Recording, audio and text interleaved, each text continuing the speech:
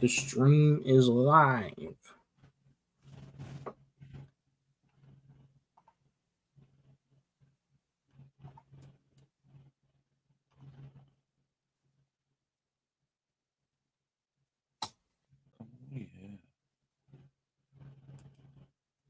Oh, yeah. All right.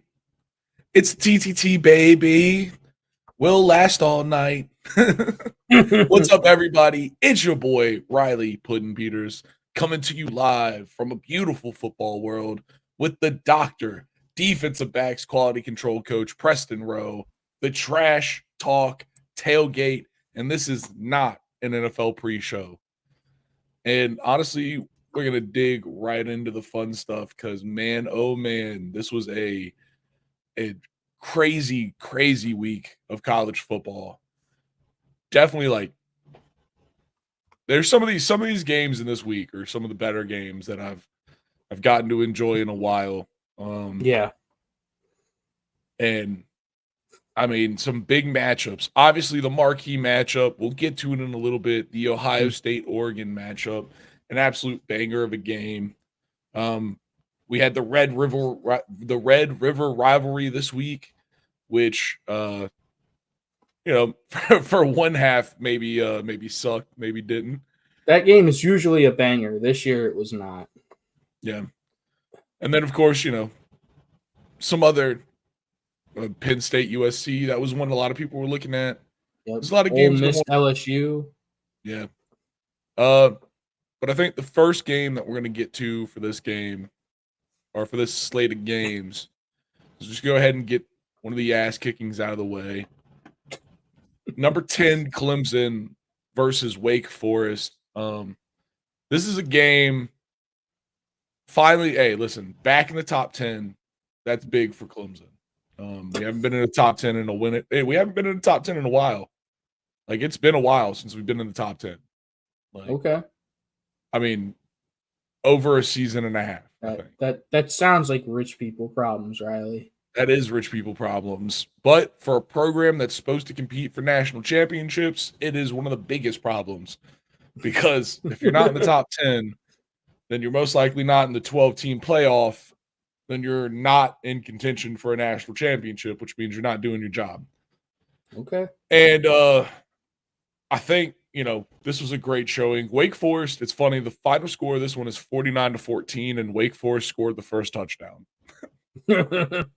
I mean, that first drive was by far the best drive. They actually were able to move the ball pretty well. And it's because they run that slow mesh. Me and you were talking about it. So Yes. they run what's called a slow mesh concept where the quarterback and the running back kind of walk with each other, faking, looking for a handoff. And the quarterback can either actually hand it off or a lot of the time, at least in their case, rifle that bitch to someone. Yeah, it's a variation of an RPO. A run pass option.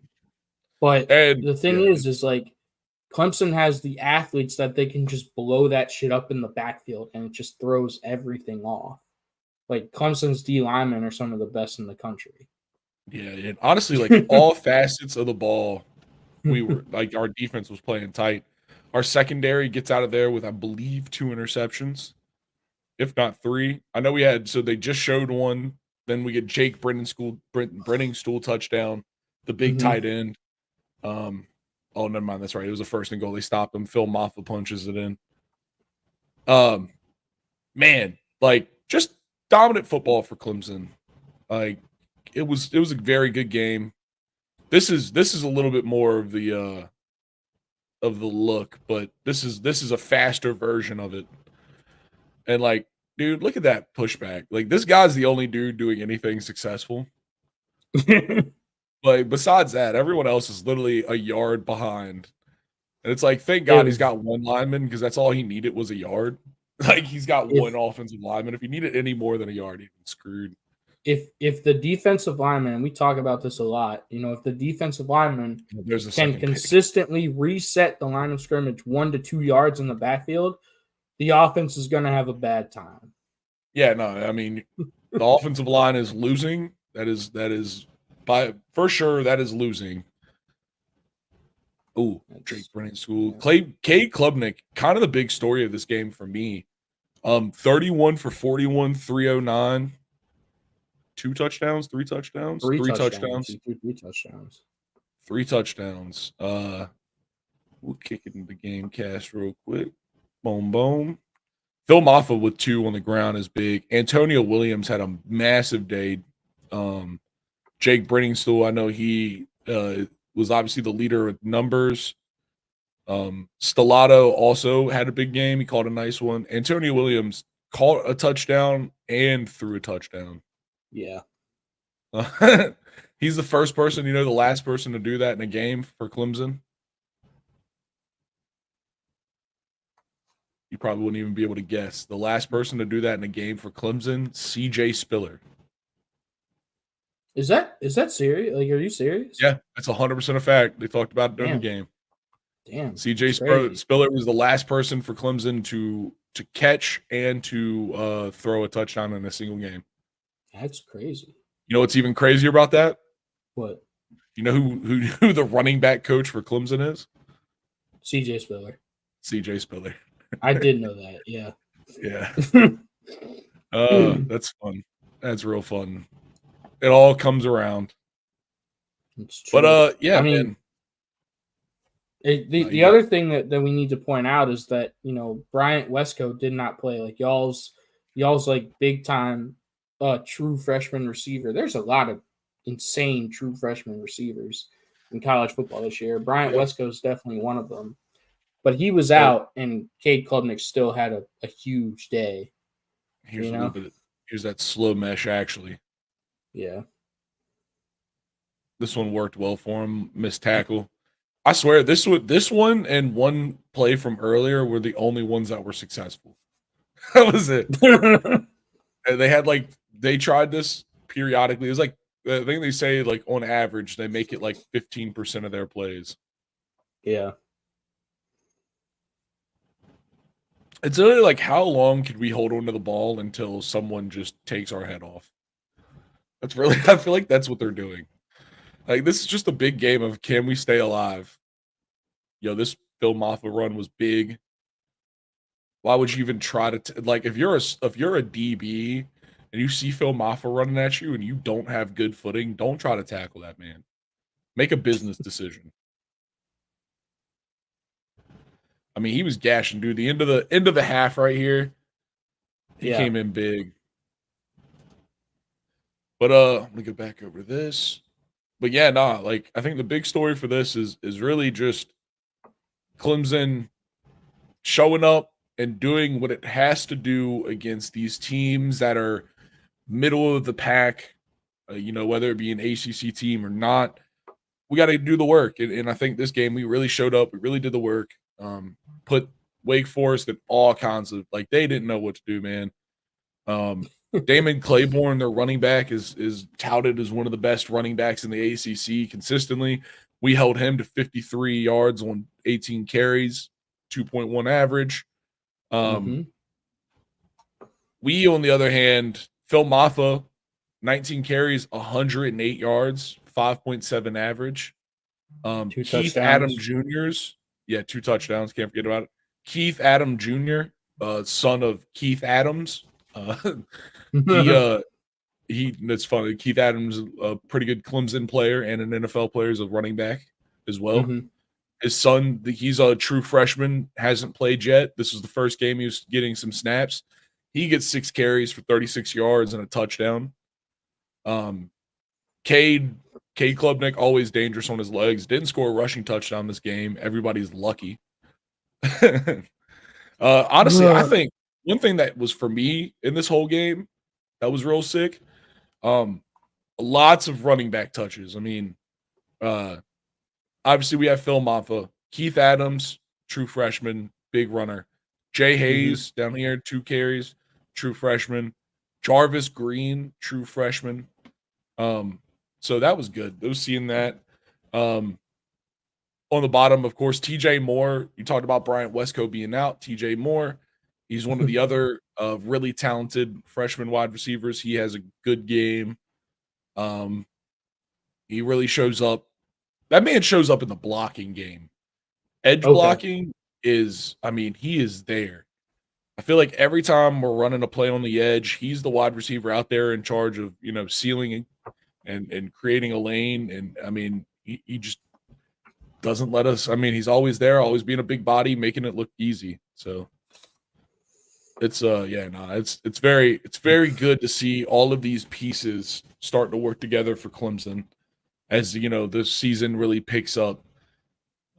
343 through the air, 228 on the ground as a team. Those big numbers. Yeah. I mean, I don't know, Riley. The thing that I was kind of more impressed with was, I was impressed with all of what you said, but the third down efficiency for Clemson, 7 of 11. First of all, the fact that they were only in 11 third downs to begin with is impressive, and you converted 7 of them. Meanwhile, Wake Forest had the same number of third downs, but they only converted 3 of them. They were 3 of 11. Also, and you more than doubled Wake Forest's total yards. You had 571. They had 233. So yeah, no, it was a 228 yards rushing on the ground. Dude, very dominant win for Clemson, as it should be. Playing competition like this. I mean, 7 for 11 on third down efficiency. That sounds like we lined up and said, "Come again." I mean, to be fair, Riley, Wake Forest has given y'all problems in recent years. Yeah, last year, I mean, they talked about this all game. It felt like, but last year was Cade Klubnik's, Wake Forest was Cade Klubnik's worst performance by far. And we just squeaked out a win. So this was a big game. I mean, listen, now we're 4-0 in the ACC. Yep. And so we're kind of at this point cementing our position, up top of the standings. People are definitely going to. I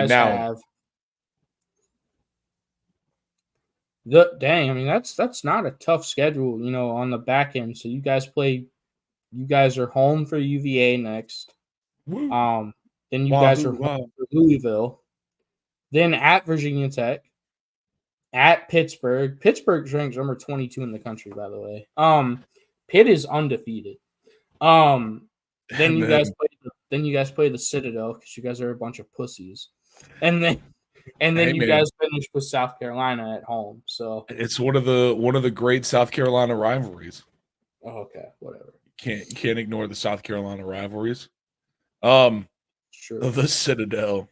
Yeah, we do. We definitely have a solid schedule for the back end of this. This is the anniversary of what I call my recruitment game. I mean, it's been a long time since this. Actually, it's not true. The last time it was a Virginia Clemson game was the ACC championship in 2018, 2019. It was 2019, yeah. Don't remind me.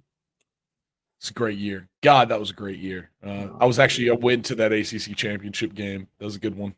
I went to the Virginia Tech UVA game to determine the Coastal winner that year. And you left sad. I left very sad. I was not expecting to leave sad, but I left sad. Yeah. It was dumb. God, that was like one of the best Virginia teams in 15 years. So yeah. Don't feel too bad. I mean, but yeah, no, a relatively good schedule. I mean, Louisville is a dangerous team. I know they're not ranked. That team is very good. Yes. Won a nail biter against Virginia. The already talked about Virginia. Jeff Brown is a really good coach. I really like Jeff Brown. Obviously, Pitt's dangerous. Obviously, South Carolina is dangerous. So, I mean, dude, South Carolina has. They have been so close to upsetting multiple top 10 teams this year. Yeah, no, they're giant killers, and they want one, and that's what I'm worried about. Yeah, I mean, I hope they get one in between now and us. They need to kill somebody, so it's not left on us. All right, that's it though. I mean, like I said, final score for this one, 49-14. Yep. Clemson showing up, showing out. Mm-hmm. And yeah. Pretty cool. That was an alright game, but all right. All right. Let's just go ahead and talk about the great game. Like the game that was the game.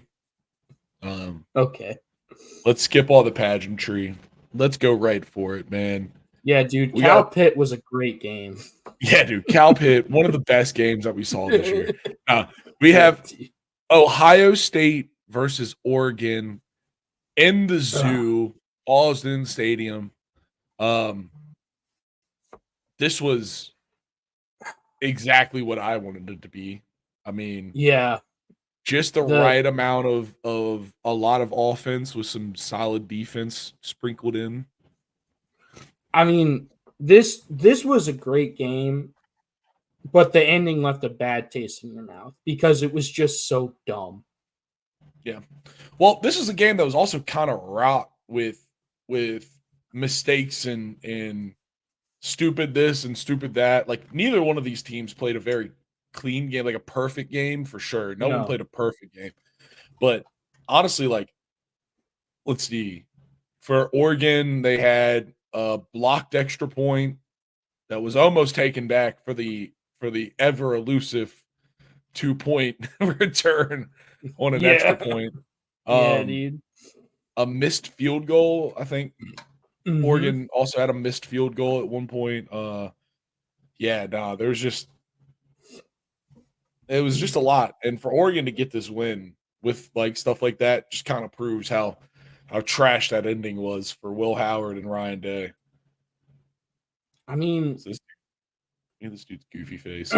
This was a really good game. Will Howard, he actually played well, and then it's just when it mattered the most, he just no. I'm not going to put it all on Will Howard because if you watch this game, as I'm sure many of you did, hold on, Ohio State completely botched this. Like they were in field goal range, and all they still had a timeout left.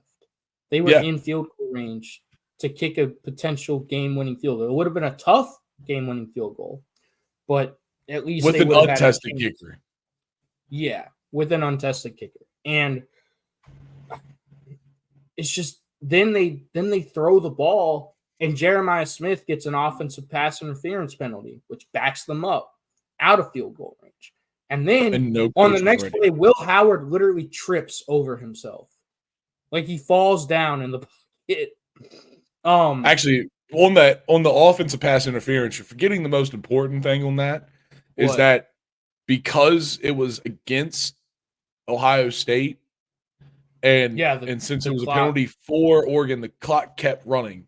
And everyone on Ohio State sideline was like, why is the clock running? Dude, they lost like almost 10 seconds. They did. In the melee of that. So, yeah. But this play right here, dude, this play right here is how I wanted to play defensive tackle my entire life. Look at the way this dude just says, right here, it's going to be 5-5 right here. He's going to wrap up. Yep. Tackle, and he says, give me ball. I want ball. Dude, this. One-handed. That's, dude. He said, I don't care how good of a running back you are. You're not as strong as me.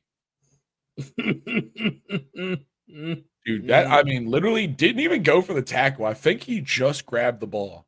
He literally just was like, oh, hey, ball. Oh, hey. I mean, that's Quinshon Judkins. That's a really good running back. Like Ohio State, you could argue they're the most talented team in the country. And we're gonna talk about what? I keep wanting to call that guy by the wrong Harmon. That's his last. I keep wanting to say his last name was Howard. I know I'm mixed up. Harmon. That was that defensive tackle's name. Yeah. Derek Harmon. Derek Harmon was causing problems. Doesn't really show up on the stat sheet, but like he was creating a noticeable spot in Ohio State's offensive line where it just was like, back. I mean, Riley, speaking of, the front seven, dude, bro, isn't it crazy to see an Uwe Ungalale that's actually good at football? Yo, dude, Young Concrete is one of the better defensive ends, I think, emerging this season. Mm-hmm. I mean, listen, dude, DJ should just probably go ahead and switch positions because he's also built like a stud of a defensive end. I mean, imagine if that dude was in a position where he didn't have to actually be important. He'd be so good. Oh, this is the messed up kick. Why did he just do that? Everyone blamed the kicker. The thing about this is after this, like a lot of people are wondering, like, whenever Oregon would score, why don't they go for two? Like, Oregon, they never went for two after they scored to try to get it back up to a 7-point lead. Yeah. I mean, I don't know, dude. This Ohio State team, you could argue, is one of the best teams in the country. And I think, well, it's definitely one of the most expensive. Oh yeah, dude, $20 million for, they went out, they got Quinshad Judkins from Ole Miss, they got Caleb Downs from Alabama. They have a true freshman lineman. Yeah, they have Travion Henderson. They like another great running back for them. Like they went out and they got a true freshman stud in Jeremiah Smith, who had 9 catches for 100 yards, by the way. Right on cue, you talk about Henderson and it's his big run. Yep. But yeah, no, you're so right. They also, I mean, they went and got I think it's 6'7", number 67. He's Alabama offensive lineman that transferred. Oh yeah, the center. Yeah, the center who played plays a big role in that. Mm-hmm. Yeah. They did. Man, Oregon is just so explosive. But yeah, this is definitely one of the more expensive teams in college football, to put it nicely. But so is Oregon. I mean, this game could easily, from now on, be considered the unlimited NIL classic.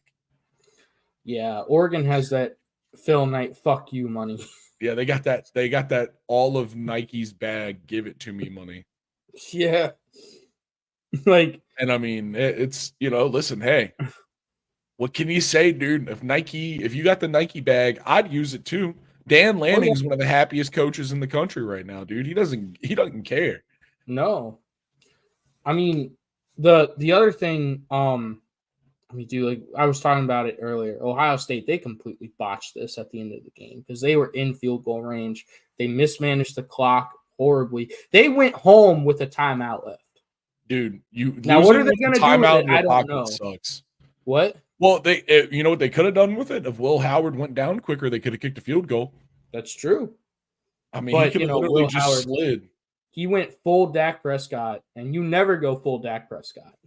Unless you're Dak himself, and then keep going full Dak. It's true. I don't know how to say it any harder or any better. Please keep going full Dak Prescott. But I need you. I do want to talk about this. I want to talk about 2 things, Riley. First of all, Ohio State, their secondary did not play well, and including Denzel Burke, who's probably their best corner.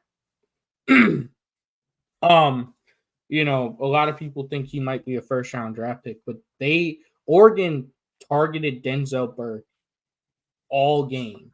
Yeah. And he just got burned. He got PIs. Like, he gave up long touchdowns. He gave up big plays. Like, they were just constantly like, hey, who is Denzel Burke guarding?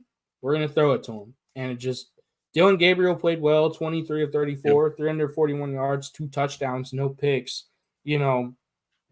I mean, this game was everything you wanted. And then the other thing I'll say is this, Riley. And like right after the game, I already saw Ohio State fans giving Will Howard death threats and calling for Ryan Day to be fired. And Ryan Day is now 1-7 against top 5 teams. Yeah. And so you're like, okay, that's okay. That doesn't seem bad until you realize the fact, like, because most programs are not going to consistently beat top 5 teams. Those teams are really damn good. Like they are consistently the best teams in the country, the best programs in the country. Literally. But then you think about it, you're like, damn, Ohio State's also one of the best 5 teams in the country every year. And they have, you could argue, more talent and more resources. So Ohio State had a 2-game schedule this year, Oregon and Michigan. And they're 0 for 1 so far. Yep. I mean, if they lose to this Michigan team, dude, like they legit might fire Ryan Day. I think it's crazy, but Ohio State is insane. It is crazy, but at this point, we were talking about this with Clemson, right? Them being in the top 10 is kind of crazy. You know, for them, that 2-game schedule is real. Like they want a natty. Like that is what that program wants. That is what they desire. Like winning most of your games isn't good enough for them. Yeah. Like that's just the harsh reality of being at such a high program. One thing I want to point out from this game that was something that kind of blew my mind. Coming into the game, it was like Ohio State had allowed something like 220 yards a game total. Like their defense, and like Dylan Gabriel had thrown for that before halftime, which is crazy. I mean, that's a crazy stat. Trayshawn Holden, that's one that we want to talk about. Him getting ejected and getting ejected, not actually killing them. Because when that happened, I thought that was it, dude. I really did. Because Holden's a big piece. Like, I mean, this is a very explosive team, and Holden is a very explosive player. So you can see how those things go together. But my one last thing, Jordan James, dude. 23 carries for 115. We all knew we were going to get a fat dose of Travion Henderson and Quishon Judkins. We knew, right? You're playing Ohio State. You know you're going to get a fat dose. Jordan James is only a respected running back to those who know him. And this game, he came out and said, no, everyone needs to know me. Like, I am a legit back. And I think he proved it. And I mean, behind that big Oregon offensive line, who played fantastic. I mean, listen, this is a great defense. We talked about it. But no sacks, 2 tackles for losses. I mean, all game, that's all you allow against a very competent pass rush, a very competent defense in Ohio State. That's very impressive. Yeah. And it's crazy to think that this is now a conference game, you know, but like, we're going to get this matchup a lot more in the future. I'm so geeked. We talked about him getting kicked out, and that's literally where we come back to. is the dude getting kicked back. Sorry. But yeah, no, it is crazy. This is a conference, dude. This is like, I mean, this game definitely lived up to the hype. I mean, the real winner for this game is the Big Ten Conference. That's true. The commissioner of the Big Ten Conference has the biggest smile today because he just made so much money. Dude, everything's coming up dollar signs. I don't know, man. Like, a lot of people think this will be a rematch in the Big Ten championship game because remember, they got rid of divisions. So because it's so big, you couldn't have divisions with, fucking, 8-team or 20-team league now. So this might be a rematch in the Big Ten championship game. But I don't know, dude. Penn State's undefeated. If Penn State beats Ohio State this year, like, Ryan Day legitimately might get fired. I hope it happens. Penn State's a great team. Speaking of Penn State being a great team, by the way, we're just finished. I mean, I think I've said about my whole piece. Got anything? Any last remarks here? This was just a banger of a game, dude. Absolute banger. Oh, you know what we need to do? We do need to go. We need to fucking watch the end. Yeah, we do. So let's go from about. All right. Will Howard went full Dak Prescott. Yeah, so that's the flag on Jeremiah Smith. So this is like the whole drive. Yeah, this is the whole drive. That was the first down, which was a blown play. He shoves him, which is Boom. offensive pass interference. This is the pass interference. Yep. Then Oregon also had 12 guys on the field, which also That's the allowed next the clock. Yep, which is, once again, fucking errors. Lots of errors from both sides. Yes. That fucking 12 man on the field, that would have been game. Like they called game on that. Mm-hmm. Like that was a great play. Got a little pressure, hit him in the arm as he throws it. 12. Make it go wild. 3rd and 25. 3rd and 25, dude. So this is the 12 man on the field. Yep. Yo, did you see that little thing that the person that made this video just did? What? Watch as Will Howard falls over. All right, I'm gonna give that a couple seconds. Yeah, all right. Just watch him right here. Mm-hmm. That's funny. That's beautiful. That is beautiful. The banana peel. Yeah. The Mario Kart banana peel. All right. Now that's the 12 man on the field. Yep. I forgot that other play was a timeout. Dude, this last little bit right here was so fucking messy. Yeah, it was. It was so messy, dude. These guys need to get it together here. Ohio State fans thought there should have been 10 seconds left on the clock because of the penalty. Yep. I mean, he could have slid. He could have right slid here. Yeah, and he would have been okay. And they would have had a second. They had a timeout in the pocket. Dude kicking a field goal. Will Howard. I mean, as much as you say you can't just play Will Howard, that's the play, dude. That's the play, and it's on him. I mean, I don't think he realized there was 6 seconds left. Like, I think they thought but the clock got reset back to 10 seconds, and it was messy. Like, the end of this game was so messy. You got to be aware, man. Like, you got to have that. You got to know the clock, man. That's the key. And obviously, you see what happens if you don't. I bet you Will Howard doesn't mess up like this again. I don't know, dude. He might be mentally shot after that. Like, Ohio State fans, it's one or the other, right? Like, Ohio State fans do not fuck around when it comes to death threats. Yeah, but I mean, overall, I think my big thing is Dan Lanning deserved this win. I think. Mm-hmm. Like at the end of the day, dude, this Oregon team just didn't quit. They didn't stop. They didn't give up. Showed up. This was the biggest win of Dan Lanning's career. Like, that was a huge signature win for him.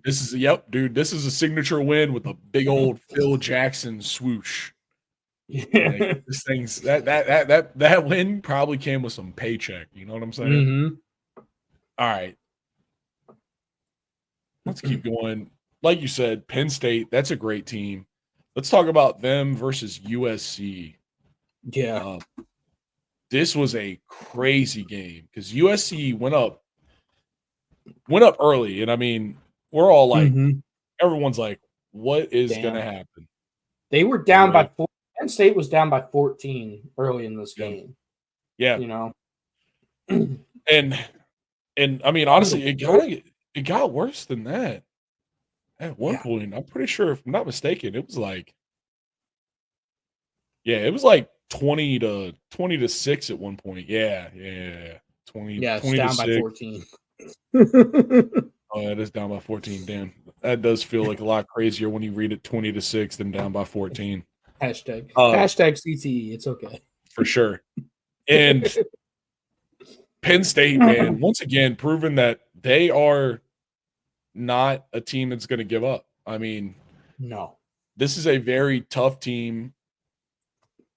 Dude, Tyler Warren, on one drive, okay, there was a drive where he caught 3 passes, ran the ball once, and then threw the ball once. That's crazy. In one drive. That's crazy. Absolutely crazy. So, you know, that's oh my God, dude. When that is a absolute baller right there. If you do got to say, like, if you're on a team with a guy like that, you're like, give the ball to him, dude. You know where he's 224 from? yards. Where's he from? He's from Mechanicsville, Virginia, right outside of Richmond. Oh, no way. Yeah, dude. That's sick. Yeah. Hell yeah. I'm That's a telling you, VA man, boy, Virginia dude. You see has how the talent. VA boys play? The VA boys play tough. Yeah. You'll find you a farm boy. You'll never find a better offensive lineman. He's just happy to not be moving cows. Dude, that's why Iowa and Wisconsin always have the best O lines. Really, dude. They're just hefty ass farm boys. Dude, Iowa's got great tight ends because they've got the farm boys to go pick from. It's true. Dude, farm boys make great tight ends. Like a skinny dude, a skinny farm boy is a perfect tight end because there's no real such thing as a skinny farm boy. I mean, literally, my tight end in high school, he was recruited by Tech. I mean, every Virginia school, UVA, Tech, JMU, and a couple of other ones. And he was just like, nah, I need to go work on the farm. But like he's the exact kind of fucking build where it's like 6'4", 230 plus, absolute stout because he's been lifting stuff his whole life. Yep. That's the move. But yeah, I mean, this is just another absolute classic for Lincoln Riley. Just another banger losing a game that you should have won classic. True. And I think we should all give Lincoln Riley the flowers he deserves as one of the chokiest coaches to ever exist. Yeah, dude. I mean, how do you feel about that, Preston? I mean, I don't know, man. It's just you can ask any Oklahoma fan. The team every year when he was at Oklahoma, his teams got worse and worse. Bob Stoops left him with one of the best teams in the country, and by the time he left to go to USC, they were really struggling. Like he doesn't know how to build a program. Like he's a great offensive mind, but he doesn't know how to build and sustain an elite program. And I don't know, dude. He never seems to be able to win, huge games. He always struggles. Like, I don't know, dude. It's crazy because like Penn State should have lost this game. This was, I mean, neither team did great. Listen, we're going to look at third down efficiency, one of our favorite stats here at the Trash Talk Tailgate. 4 for 13 for Penn State, 2 for 11 for USC. Both these teams need to get chewed out in the locker room at some point. That's terrible. Penn State does make it up by going 2 for 2 on fourth down. So even on the ones where they blew, if they really needed it, they got it. And hey, listen, I guess that makes up for it. Yeah. But you get down here, Penn State turned the ball over 3 times, dude. 3 interceptions. 3 interceptions, and you couldn't. How do you not beat a team when they throw 3 picks, dude? That doesn't make any sense. They're gifting you the game. Also, they're saying, here's a big thing. Yeah. 5, the penalty yards. 3 for 25. Hey, that's not bad. No. Less than 10 yards of penalty. That means a holding and a couple. Actually, it was probably 2 holdings and like a false start. Something like that. 2 10s and a 5. Hey, listen, that happens. That's football. Yeah. 5 for 60. That means discipline, bro. On discipline. Dude, that's, a 5 for 60. That means you're definitely getting DPIs, unsportsmanlike, 15-yarders for sure. Like you're averaging 10 and 15s. Yeah. That's the only way you get that. Only way. So I think, in this classic undisciplined bowl, it really just comes to like the fight that the Nittany Lions have, that traditional Big Ten fight. And I think that's something that like teams like USC just weren't getting, right? The Pac-12, even though they were so good last year, that was really like, the best year they had in years. And, now you're in the Big Ten where every team can be a killer if you're not ready, just like the SEC. And you get teams like Penn State who are just defined by the grind. So So Riley, you want to hear something hilarious? I think I've talked about this before.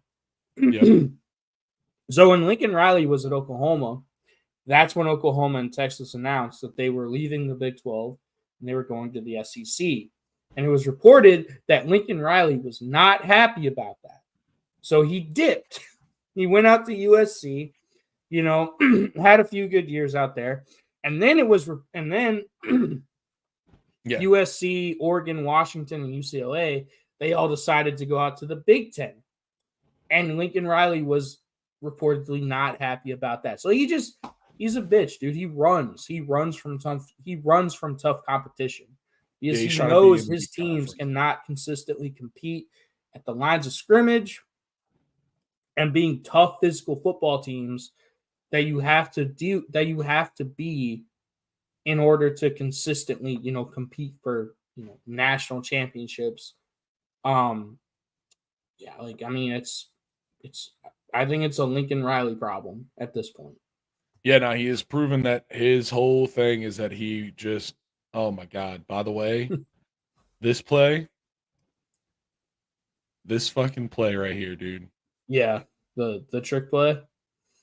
Who is it catching it? Tyler Warren. Also, he played center on that play. Add another stat. The man's the super bub. I don't know what to say. He's the super bub. He goes and lines up at center. That's crazy. No one ever stops. He didn't line up at center. That was just him being a tight end. No. He's a center. Where? Watch. It's weird, but he is the center. Watch. This is him right here. He's the one that hikes the ball. Shit, you're right. Oh my God. Yeah. Okay. Yeah. No, like they do like a whole.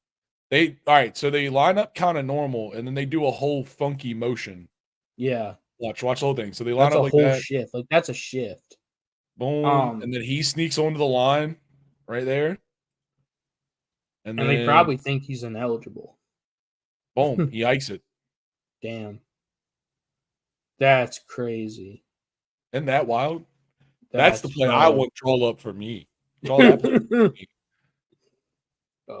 That looks like us. That looks like us playing intramural flag football. Like let the center run straight down the seam for a big play. No one's thinking the center is going to catch a big one. No, dude. Of course not.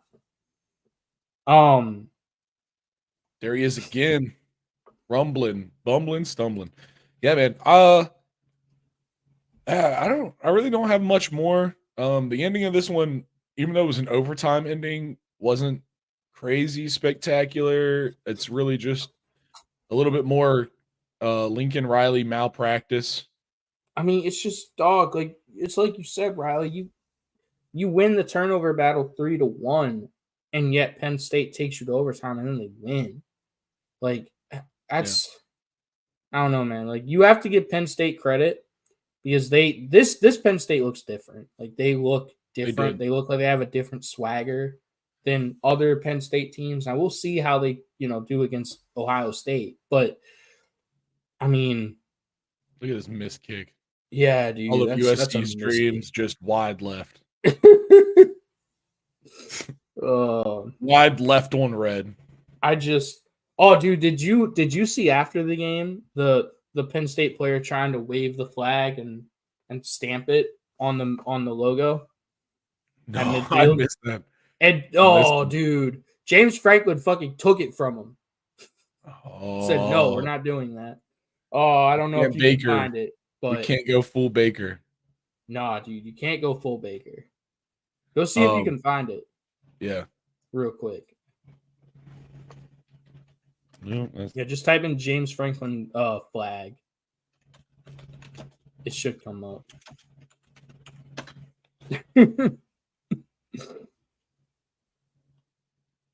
Boom. There we go. Oh, yeah, it's here we go.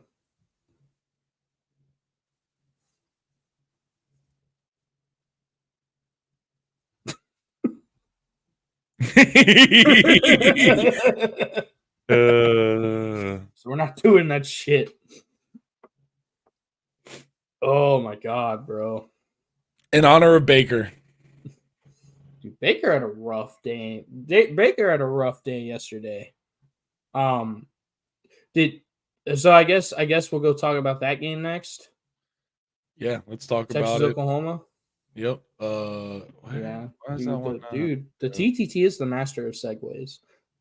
We are, dude. Baker had a bad day, and so did, bro, Oklahoma, USC, everybody. Yep. So real quick, go back here. Boom. I mean, honestly, though, for me, really, this one isn't much of a fucking. I'm not even gonna put the video on for this one. This one's one where it's like Texas. So big thing for me, real quick. Quinn Ewers definitely a little rusty. Yes. Thank God they weren't playing a better opponent. Yeah, had a bad interception early. Just overthrew it high over the middle. Yeah. Yeah. High over the middle. So that's the big thing for me off the top of my head. Quinn Ewers looking a little rough there at the beginning. Their rushing game really helped keep him in there. Besides that, the defense, as always, showing up. 5 sacks, 11 tackles for a loss. Lots of pressure all day. Texas is, listen, they're the legit number one. In my mind, after everything that's happened up to this point, I think Texas is the legit number one. You wouldn't put Oregon there? I think a game between Texas. After this week, yeah, sure. Yeah. But I think if Oregon doesn't go to number one, it's just an unjust fucking for sure. But I think it's splitting hairs. Like, it doesn't really matter.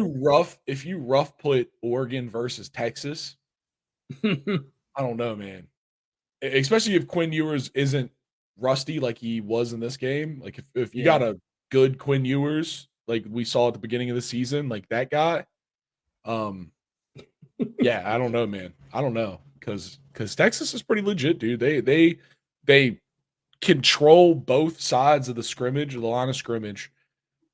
Consistently, dude. Consistently. And they've got Oregon's got some good players.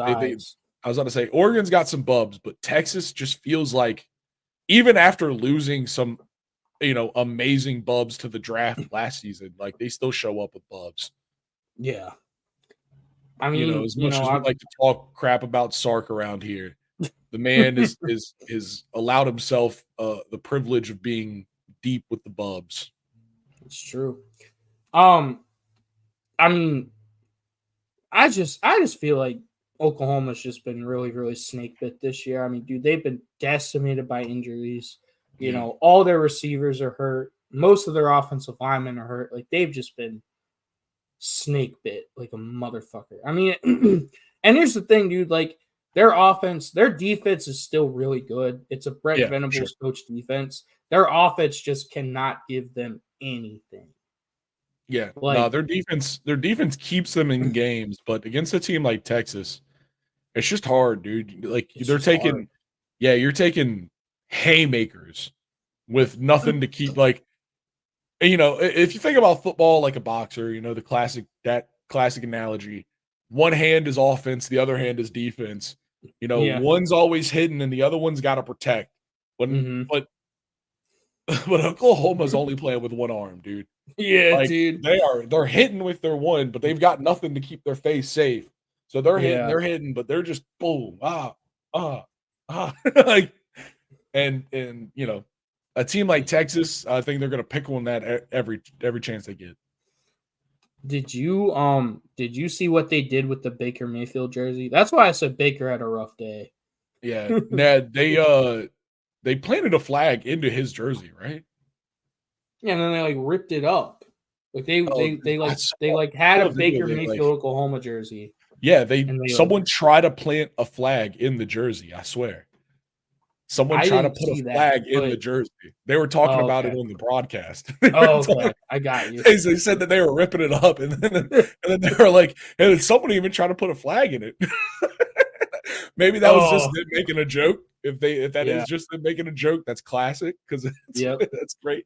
But yeah, I'm pretty sure someone tried to put a flag in the Baker Mayfield jersey. That's hilarious. I mean, this game, it was close for like maybe a quarter, and then Texas just ran away. Yeah, no, it was Oklahoma's game for the first quarter, and that was it. Yeah, and that was all because of a really bad Quinn Ewers interception. And Oklahoma couldn't do anything with it. No, well, they kicked a field goal. Yeah, that was in order to beat Texas. All their points. That was all their points. If you want to beat Texas, dog, you have to score touchdowns, and you have to score more than one. All right. I still think Brent Venables is a really good coach, dude. Imagine Brent Venables' defense with Lincoln Riley's offense. Like, can you imagine that? Yeah, right. For Oklahoma, dude, imagine a Brent Venables defense with like a Jeff Scott offense. Shut the fuck up. All right. I'm done with this game. I don't got much more to say. Any last remarks for Texas? Nah, dude, Texas is legit. You know, we always clown on Texas. It's fun to shit on Texas around here, but I mean, up to this point, Texas has looked legit. Like they've looked like one of the two best teams in the country. Bro? What? It's time to talk about it. It's time to talk about South Carolina trying once again, coming so close to being the giant killer. This was a crazy game, back and forth. Obviously, everyone knows Alabama's, they're coming off of the shock of a lifetime.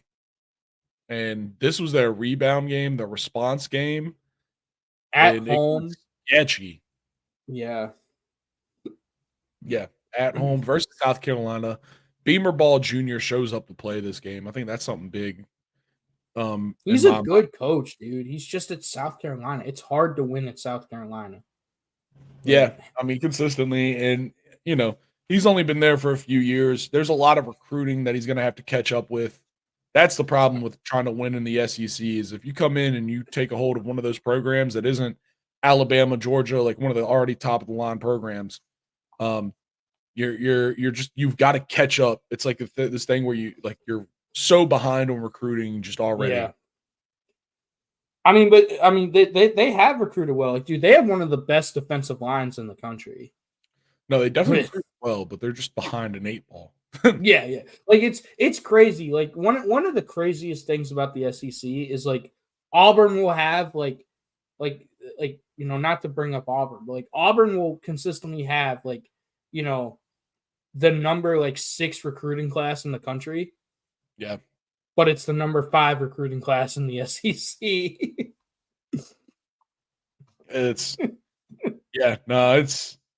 It's crazy times out there. Like it's hard, man. Like it's hard to win at South Carolina. Very unbelievable, like getting a roughing the kicker. Dude, they've got, they've got Kyle Kennard. Their defensive line is legit. That they've got Kyle Kennard. They've got the school shooter himself. Why can't I think of his name right now? Oh no. Damn. That's a hard joke to set up and then forget the dude's name. I know, dude.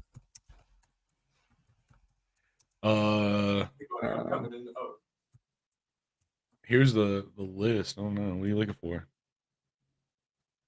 Nah. Why you look for that though? I mean, for them though, for South Carolina, obviously the passing game is going to keep them in. Lenore Sellers kid looks pretty good consistently, even compared to Jalen Milroe, who threw 2 picks today, but did rush for 2 more touchdowns to back it up. Yep. I mean, Jalen Milroe is just he's gonna right his own wrongs, which is what you want out of your quarterback for sure. Yep. Dylan Stewart. That's his name. Dylan Stewart. 5-star true freshman defensive end. Fucking pretended to shoot Jackson Dart last week. Yeah. Okay. Yeah, he's a really good football player. He's just kind of dumb. That seems to be that sentence seems to happen a lot in life. Yeah. He's a really good football player, just kind of dumb. I've heard that sentence a lot. Yeah, dude. Yeah. I mean, I don't know, dude. Like Shane Beamer in his press conference, I don't know if you saw, he said they expected to win this game. They expected to go in there and beat Alabama. And I mean, dude, they played like it. They played their asses off. And it's just it's so shitty, dude. They had a chance to tie it at the very end. And, Lenore Sellers just like he had a guy open. They ran a little on their 2-point conversion, they ran a little rollout. And they had the corner out open the end zone. He just fucking sailed it into the stands. Like he never had a chance. Like Yeah. What are you doing? Yeah, no, he was definitely oh man. Just kind of a botch there at the end, especially when you're playing a team like Alabama, like a team where it's gonna be a shock if you win. That you can't let small stuff like that kill you. I mean, it's got to be those are the plays you got to make, especially when you do so much work getting there. I mean, if you look right here, like they've got, they're on a game-winning drive here. 50 seconds left, and they do the hard work. Look at that, dude. That's a great throw, and that's an even better catch. Like Nick Harbor, dude. Nick Harbor's a dog, dude. 99 speed in NCAA in the video game. He's a freak athlete. Like he's a freak. Look at that toe. Yeah. Hey man, it's not a Sunday toe, but it's a Saturday toe, and luckily it's Saturday game. That's all that matters. Now they're gonna show the 2-point conversion, right? Like, this was just bad. Like it's a touchdown. Watch this, dude. Sometimes you got to go for toe.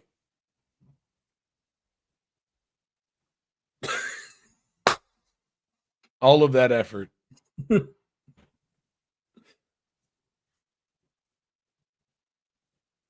And then they get the onside. They get the onside, dude. Like, damn.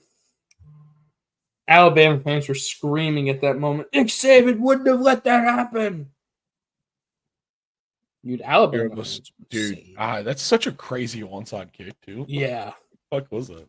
Right through his legs, right through his arms. Like, that's insane. And then the icing. Yep.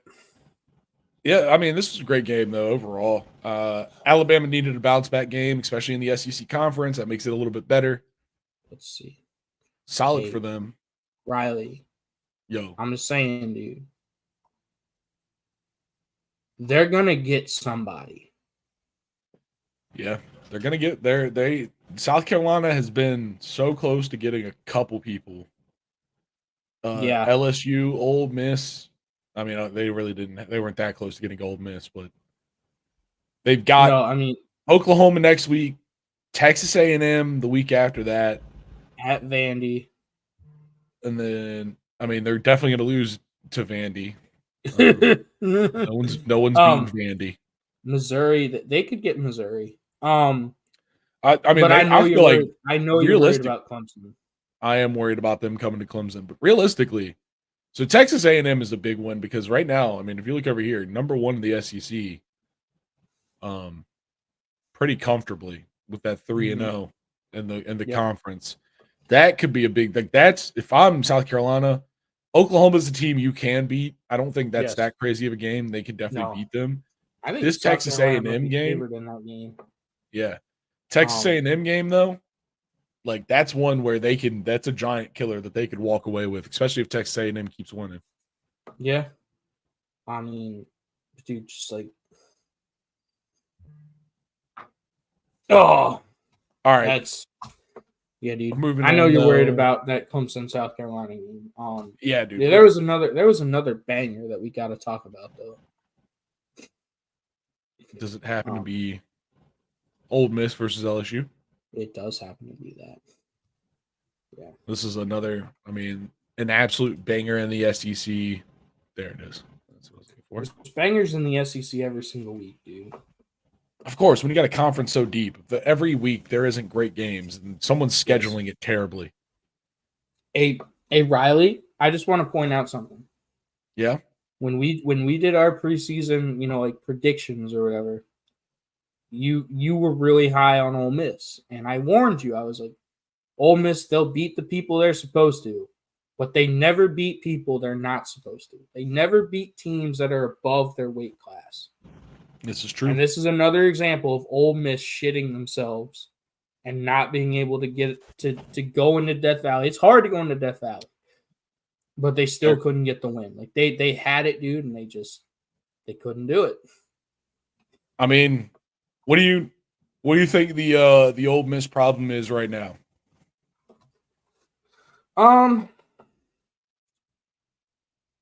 That's a good question. I don't know. I think Lane Kiffin is. I don't want to compare him to Lincoln Riley. Like I feel like Ole Miss has a ceiling. Like they're historically one of the not good programs in the SEC. They'll have little flashes here and there. I don't think they're going to consistently compete for the SEC because that is a program is just hard. Like, yeah, you're trying to get kids to come to Mississippi, dude. Like you're trying to get good football Oxford, players to come to Mississippi. Yeah, I mean Oxford's. I've never been, but Oxford, Mississippi. You got to get them. You got to come get them to drink hottie toddies and stuff. Yeah, I mean. And I think Lane Kiffin's a really good coach, but I think it's kind of like a Lincoln Riley problem where he struggles with the better teams. So he'll beat up on all the worst teams in your conference. But can he get over that hump? And I don't know if that's an Ole Miss problem or if it's a Lane Kiffin problem. I think it's kind of both. It's just like I feel like Ole Miss just kind of has a ceiling. Yeah, I mean, it's hard to run a program when your greatest recruiting tool is the movie The Blind Side. I mean, it's literally one of the greatest Ole Miss recruiting tools that they have, and that's not a joke. I mean, there's a lot of people that literally say the reason why they play for Ole Miss is the movie The Blind Side. That's funny. And that's hilarious. That is hilarious. This was, this was a barn burner of a game as far as it goes, though. Like, I mean, this is one where both these teams were in it to the end, right? Like, yeah, it went to overtime. Yeah, exactly. Like, obviously, Lane Kiffin, he has this problem of finishing, but it's also like it's not like he's out. He just gets himself out of the game. It's like it's truly a finishing problem. Yes, like. It is it's having that ice about him when the game is serious. And, there's nothing quite as bad as that. Go ask Ohio State fans. I saw, by the way, Riley, I did see a comment on Reddit this morning that made me like audibly shit myself laughing. It was about Ryan Day and Ohio State. And you know what the comment was? What was it? Because it was talking about how Ryan Day couldn't win the big game. Like he's 1-7 against the top 5 teams. And the comment was, Ryan Day is the Michael Jordan of James Franklin's. Damn, dude. I mean, that's pretty good. That's really good. Yeah, no, that's wow. Wow. Is that wow. Also, it was really, this is just going back. I meant to say this during that game coverage, but you just reminded me of something when you said that. Is that it was kind of blowing my mind hearing them talk so much about Chip Kelly. Yeah. during that game. Like, I know he's the OC for Ohio State, and it was really fucking me up. He left a head coaching job at UCLA to go be the OC at Ohio State. Like, isn't that insane? Well, I think he was tired of being a head coach. I'm gonna be honest. Yeah. After he his doesn't like to career, recruit. yeah, dude. After his career of head coaching at the different levels, he's like, I'm done, dude. Let me just go be an OC. That's where I'm good. Yeah, like Just ask Riley. Eagles fans. Riley, go to the team stats real quick because you want to know why Ole Miss lost this football game? Because they're undisciplined as shit. Oh my god! Penalties. Yeah, I knew it, dude. I didn't. As soon as you said undisciplined, I knew where I was going to look. That is 110 yards of penalties, dude. What? That's a good running back game. And penalties. Yeah, dude. That is wow. I mean, I understand why they didn't win.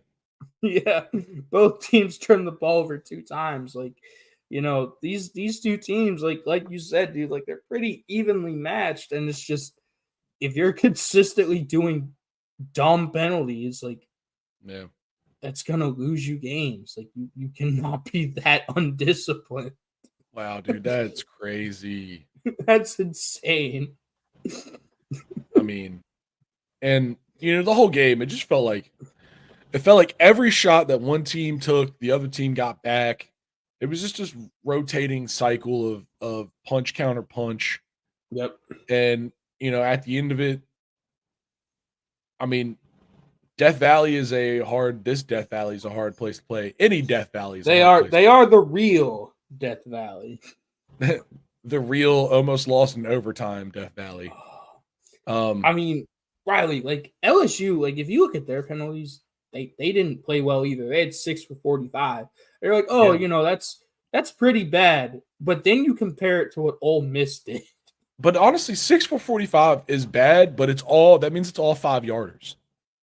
True. And like that's not the worst. I mean, a couple 10s in there, but like most of them are just false starts. Hey, it's a bad day. We'll clean that up. Yep. 12 for 100, dude. That's so many false starts. Lots of other ones. That's holding. That's a lot of holding. Like that's dude. Yeah, that's everything. It's just you can't do it. That's what that is. It's simply you can't do it. Like you gotta be way more disciplined than that. To even think that you're gonna win a football game doing that is crazy. Well, there you go. Lane Kiffin, discipline troubles. That's really what it is. I mean, yeah, God, that's crazy. Let's get down to the last little bit of regulation here, where Ole Miss has a chance to win this, like a real chance to win this. This is 4th and 5, 30 seconds left. Yes, and you let up a touchdown. Yeah, like what? Yeah, 4th and 5 with 32 seconds left, and you let them score a touchdown. It's crazy. Dude, I mean, dude, they learned from Auburn in terms of giving up touchdowns at the absolute worst times. It's like their coach is Lane Kiffin. Oh wait, damn. Oh no, Riley. I'm just saying, dog. You were really high on this team going into the year. I mean, also, even though they lost, they're still not out of it. I mean, no, they're not out of it. They're still 5-2 squad. They're a good team. Yeah, it's just can they take that step to great? But there's also, a lot of teams have really showed themselves to be very consistent this year. And that's the thing about football is you can try to guesstimate all you want. You can look at rosters, you can see players, but someone's going to show up that you didn't expect every single year. And people are going to underperform. And it's hard to guess. It's really hard to guess the sport of football because it is a crazy, crazy time. And I mean, it's also wild that we get again, penalty, 1st and 20. Drop the ball. Dude, Ole Miss, they had drops this game. Like they didn't. It's just all the little things that you have to do in order to finish those games. These games like this, they didn't. Holding.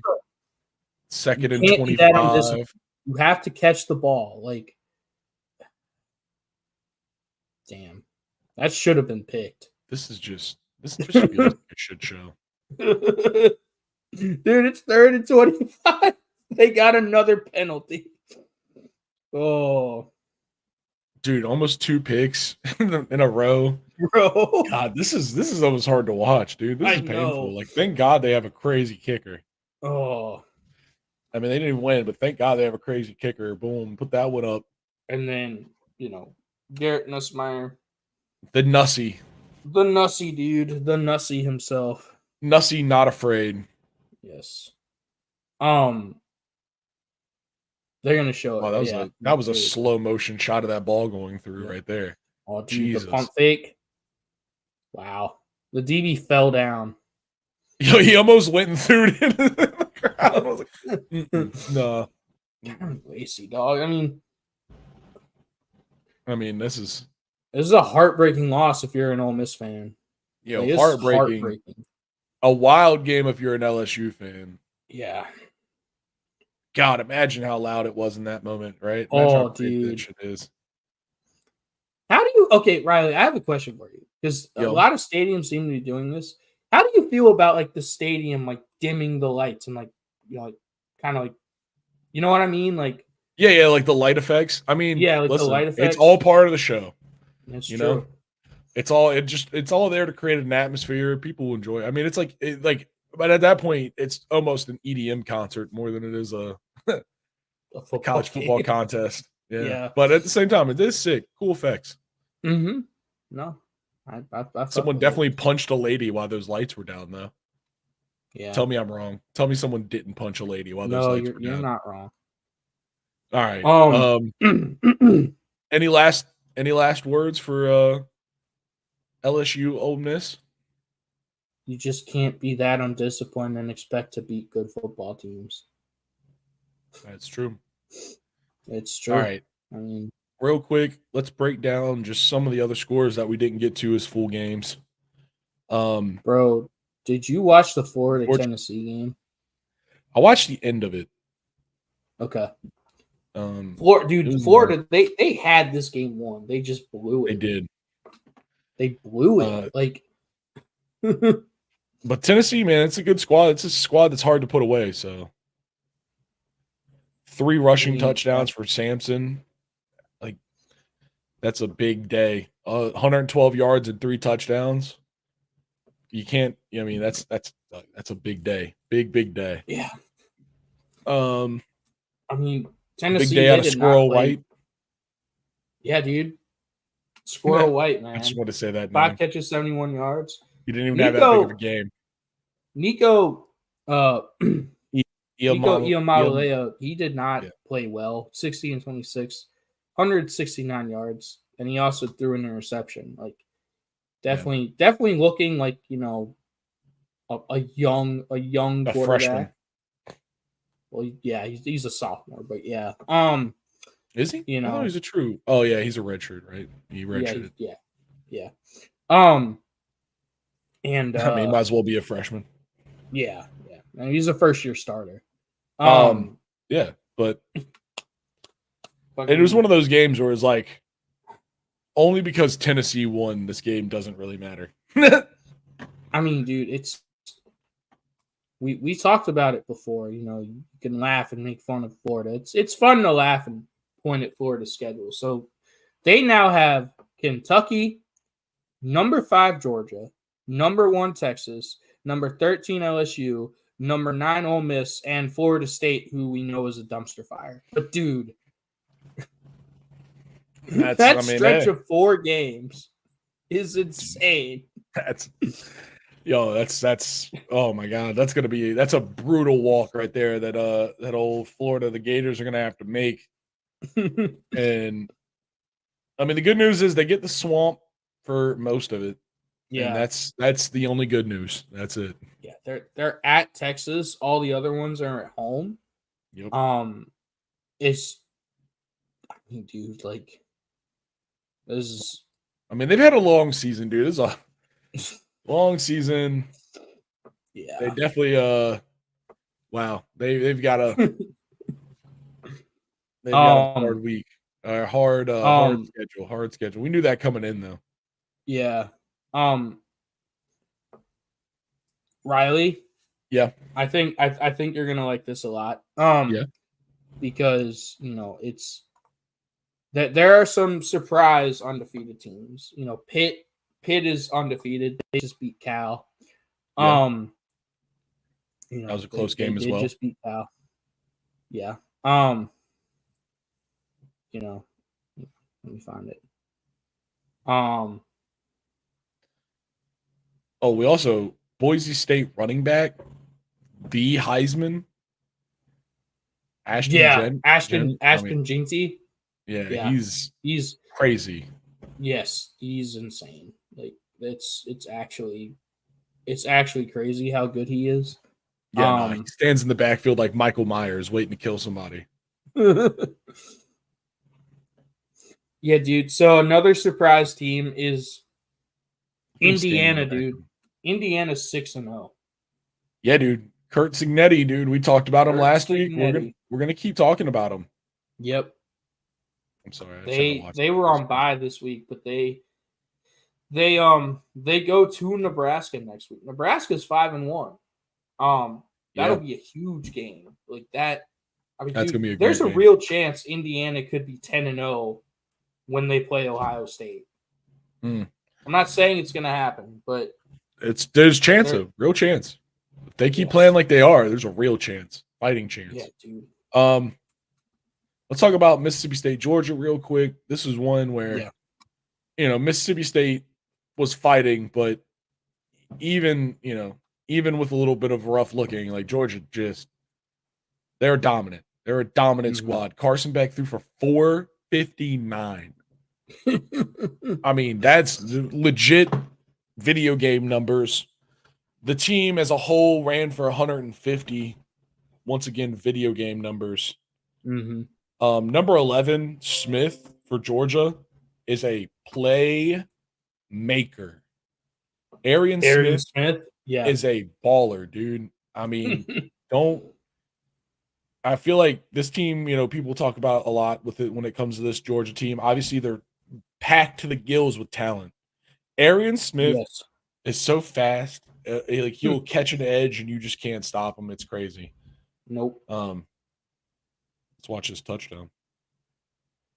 Boom, this is him right here real quick. Oh, what's that over there? It's a little speed demon. He's a little speed demon. Damn. Also, what did that dude do? He just hugged him and let him go in the end zone? Yeah, dude. And that's why Mississippi State is 1-5. Yeah. And as much as it's cool that they put up 31 points, they didn't stand a chance at all. Like, this wasn't their game from the beginning, dude. Did you see Kirby Smart? Did you see that Kirby Smart assaulted Mississippi State's quarterback? No. Yeah, so he was running after a referee, and he was yelling at the referee, and he bumped into the quarterback, and he looked like he shoved him to try to go after the ref. Let's see what happens. You should be able to find it.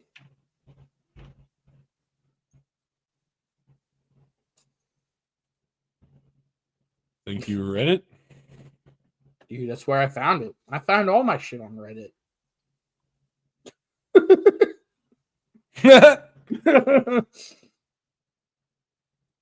Damn.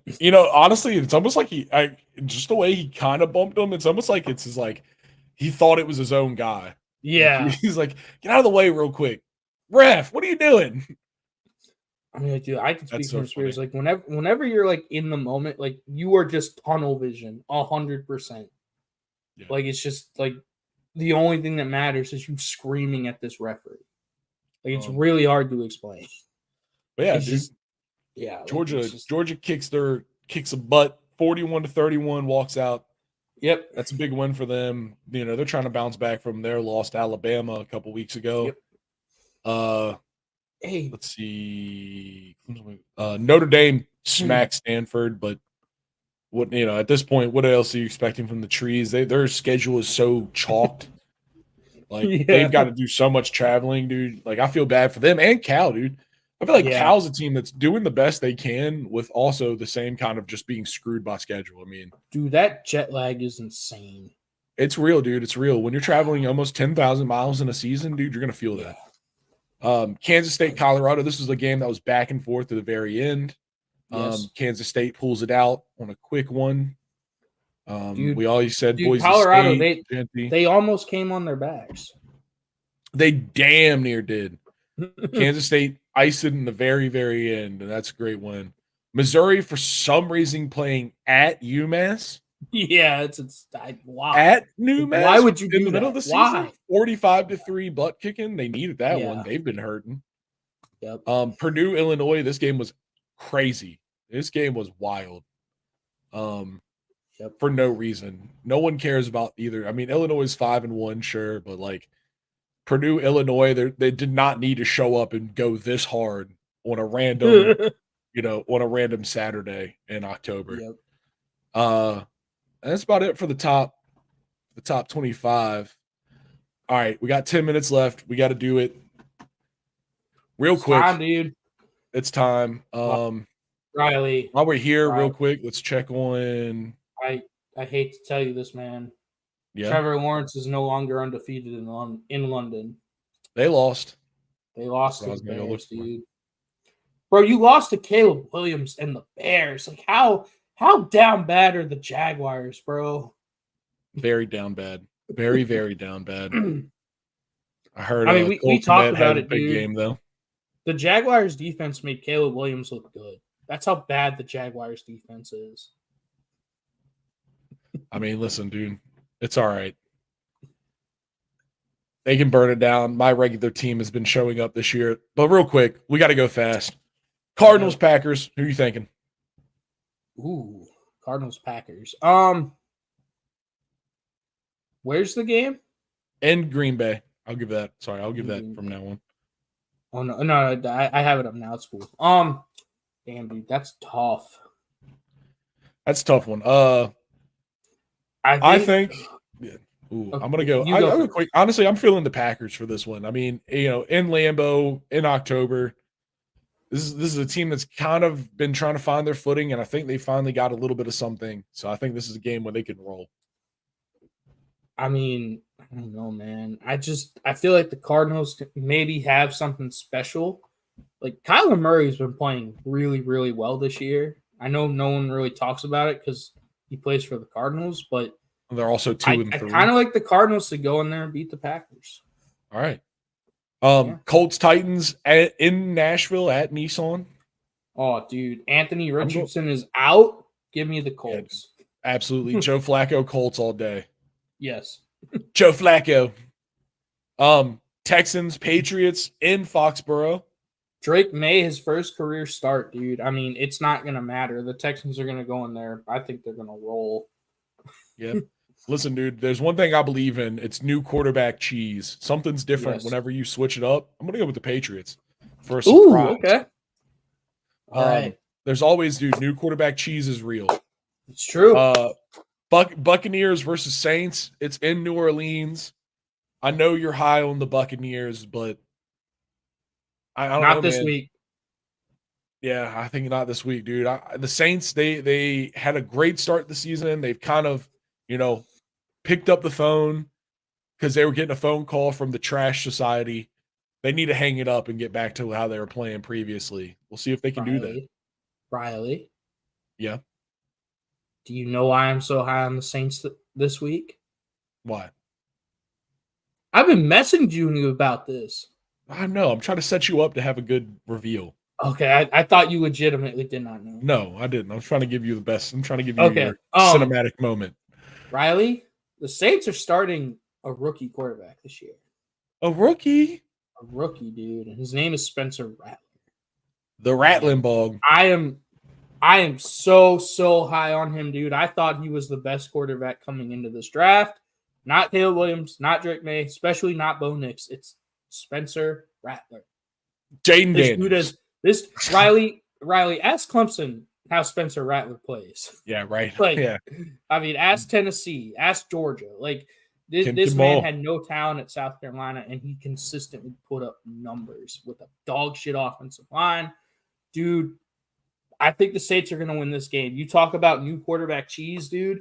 I think Spencer Rattler could potentially be one of the best quarterbacks in the NFL. Like, I am that high on Spencer Rattler. It might come back to bite me in the ass. Like, I'm fine It's with all right, that. though. Like, I am so high on Spencer Rattler. I'm also high on the Bucks, but I think Baker Mayfield's going to continue to have a rough weekend. Give me the Saints at home, dude. All right. Turbo Drive. Browns versus Eagles. Oh, dude, Eagles. Like, the Browns are not a good football team. I agree as well, man. The Eagles, I think this is their week. Yep. They need a bounce back game bad. Commanders at Ravens, M&T Bank. Listen, man, I got to go with the Commanders here. Oh. That's out of pure fandom. But I think this is a week, man. As long as we can keep a little check on Derrick Henry, I think the Commanders can do it. It's crazy, dude. These are two of the worst pass defenses in the NFL. It's crazy to say that about the Ravens. Yeah. I don't know, man. I feel like the Ravens are going to get this done. It's at home. And I feel like Lamar can outduel a rookie quarterback in Jaden Daniels. Absolutely. We got the Chargers versus the Broncos in the Mile High. I mean, I'm gonna go with the Chargers, man. I don't know. It's hard. Even though the Broncos are on a hot run, it just feels like it's not real. I don't know, man. Like the Chargers, they've been kind of decimated by injury this year. You know, I think they get Joe Alt back. They do. I'm not sure, really but what's. Yeah, I think that's most of my pick right now. Yeah, dude. Is that running game's gonna be back? Yes.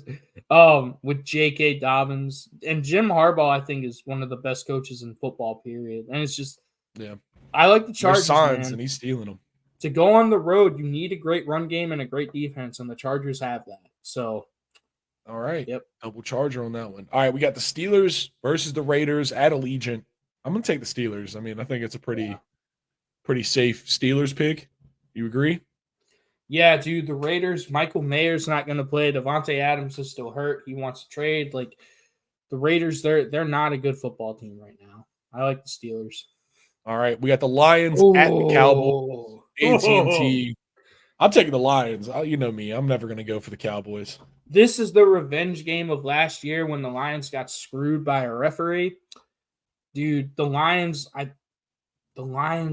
Cowboys, their run defense has been better, but they haven't played a team like the Lions. And that run game, I mean, you know how I feel about the Lions, dude. I think they're the best team in the NFC right now. Like, I agree. It's the Lions. It's the Lions. All right. Falcons versus Panthers. I'm going to go with the Falcons. Quick, no thought. Dude, yes, you say that, but this is a 425 game. Wouldn't it be the most Kirk Cousins thing ever, which after beating the Buccaneers on Thursday Night Football, to come back on the road and just lay an absolute dud against one of the worst teams in football? That's what we're hoping happens. That's why I'm picking the Falcons. I don't know, man. Break me. I don't know, dude. Like I'm picking the Falcons, but I'm not like I'm a little bit more concerned than I probably should be about this game. I think we both are on the same exact page. Yeah. Bengals Giants for Sunday NFL Sunday football night in America. Unfortunately, this is a toilet bowl. This is kind of a toilet bowl. I mean, I think the Bengals get back on track. I don't think the Giants are a very good football team. I think they're kind of a fluky 2-3. I think the Bengals are kind of a fluky 1-4. For sure. Like Joe Burrow is the MVP right now, if you ask me. Like he's playing like the MVP this year, and their defense is just decimated, dude. Like their defense is not good. I like the Bengals on the road. I agree. I think the Bengals, they need a get right game, and this is it, dude. This is their moment. Yep. Yes. I don't think Danny Dimes has got it. All right. Last game, Bills at Jets on Monday. Oh, dude. It's the Bills, dog. Bro, Riley, I will never, ever, ever choose a game in which the Jets are going to win. Like, I'm just not going to do it. Like, the Jets could play the Panthers, and I'm choosing the Panthers. I'm choosing the Jets. I think the Bills, listen, dude, it's a weird time. MetLife Stadium is the perfect place for this to happen. Aaron Rodgers is going to bust his Achilles again. They're going to replace him, and they're going to win. That's fucked. Yeah, dude. All right. Well, this has been a great episode. That's it. We've gone through all the games. College, NFL. It's time to go watch, folks. 1 minute to the deadline. Damn, we don't like to take it to the line. Please like, comment, subscribe. Keep coming back. Yes. For this one, we're going to clean up and get out of here, y'all. Peace. That's pretty cool. Boom.